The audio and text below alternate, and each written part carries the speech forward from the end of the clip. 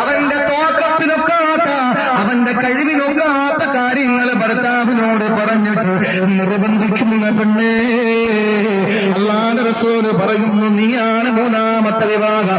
എന്ത് പറഞ്ഞാലും ഭർത്താവിന് കഴിയോ എന്ന് ചിന്തിക്കുക, അല്ലാത്തതൊന്നും പറയല്ലേ, അല്ലാത്തതൊന്നും പറയല്ലേ. നിങ്ങൾക്കറിയോ റസൂലുള്ളാഹിയുടെ ജീവിതം എങ്ങനെയാണ്, ഹബീബായ നബിയുടെ ജീവിതം എങ്ങനെയാ? ആയിഷ ബീവി റളിയല്ലാഹു അൻഹ പറയുന്നു, എന്റെ പ്രവാചകൻ നമസ്കാരം കഴിഞ്ഞ് മടങ്ങി വരുമ്പോൾ കഴുകിയിടാൻ വേണ്ടിയിട്ട് കമീസൊന്ന് കഴുകിയിട്ട് അതിനെ ഒന്ന് ഉണങ്ങാൻ വിരിച്ചിട്ട് വെയിലത്ത് വിരിച്ചിട്ട് എന്റെ റസൂല് ഉണങ്ങാൻ വേണ്ടിയിട്ട് കാത്തിരിക്കുമ്പോൾ അതാ അടുത്ത വഖത്തിന്റെ ബാങ്ക് വിളി കേൾക്കുകയാണ്. എന്റെ പ്രവാചകനാ ബാങ്കിന് ഉത്തരം കൊടുത്തുകൊണ്ട് അതിന് നേതൃത്വം, നിസ്കാരത്തിന് നേതൃത്വം കൊടുക്കാൻ വേണ്ടിയിട്ട് എന്റെ റസൂലുള്ള പോയാ മാറിയൊന്ന് കൊടുക്കാനൊരു വസ്ത്രമില്ല, കഴുകിയിട്ടിരിക്കുന്നതോ ഉണങ്ങിയിട്ടില്ല. എന്റെ പ്രവാചകന് കഴുകി ഉണങ്ങാൻ വിരിച്ചിരിക്കുന്നത് പലവട്ടം കസണം വെച്ചതാ.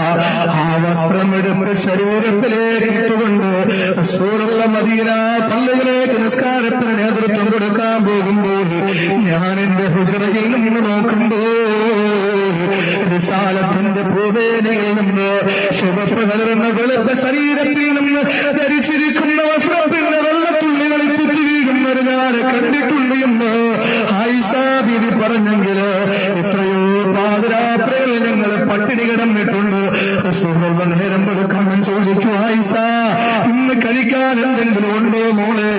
ഇല്ല എന്ന് പറയുമ്പോൾ റസൂലുള്ള പറയും, എന്നാ ഞാനെന്ന് നോമ്പ് പിടിച്ചേക്കാം എന്ന് പറഞ്ഞ് എത്രയോ ദിവസം എന്റെ റസൂലുള്ളാഹിക്ക് ഭക്ഷണം കൊടുക്കാതെ ഉറങ്ങിയിട്ടുണ്ട് ആയിഷ ബീവി പറയുമ്പോൾ മറ്റുള്ള ഭാര്യമാര് പറയുന്നു, എന്റെ സഹോദരങ്ങളെ, കഷ്ടപ്പാടിന്റെ വേദനയുടെ പ്രയാസത്തിന്റെ നൊമ്പരത്തിന്റെ ഒരുപാട് കൈപ്പുനീര് കുടിച്ച നിബിധങ്ങളോട് അല്ലാഹു പറയുന്നു, നബിയേ, അങ്ങയുടെ ഭാര്യമാരിൽ പല തമ്പുരാട്ടിമാരുണ്ടല്ലോ, പല ഭാര്യമാര് ഗനീമത്ത് സത്തായി കിട്ടുന്നതാണല്ലോ, പല യുദ്ധങ്ങളിൽ നിന്ന് നിങ്ങൾ കൈവദനീയമായ ഭാര്യമാര് നിങ്ങളുടെ കൂട്ടത്തിലുണ്ടല്ലോ, നിങ്ങൾ വിവാഹം ചെയ്ത പല ഭാര്യമാരും മുമ്പ് പല ഭർത്താക്കന്മാരുടെ ഭാര്യമാരായി കഴിഞ്ഞവരല്ലേ, വൈദഗ്ധ്യം പേര് കഴിഞ്ഞു വരുന്നവരല്ലേ.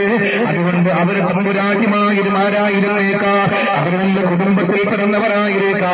ഖദീജ ബീവിയെ പോലും റസൂലുള്ള വിവാഹം കഴിക്കുന്നതിന് മുമ്പ് 2 തവണ വേറെ 2 വിവാഹത്തിന് ആ ഖദീജ റളിയല്ലാഹു അൻഹ 2 വിവാഹം കഴിച്ചവരായിരുന്നു. 2 പേരും വഫാത്തായി. എന്നിട്ട് വൈദഗ്ധ്യം പേര് കഴിയുമ്പോഴാണ് റസൂലുള്ള വിവാഹം